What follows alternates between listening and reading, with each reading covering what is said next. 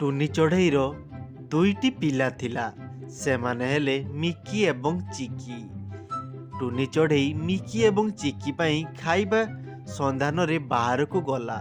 ସେହି ସମୟରେ କଳା କାଉ ଆସିଲା ଆଉ ମିକି ଏବଂ ଚିକିକୁ ସେଇଠାରେ ମାରିଦେଲା।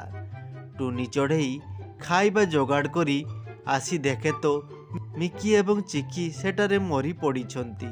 ସେହି ଦିନଠୁ ଟୁନି ଚଢ଼େଇର ମନ ଆଉ ଭଲ ନାହିଁ। ସବୁବେଳେ ମନ ଦୁଃଖରେ ରହୁଥାଏ।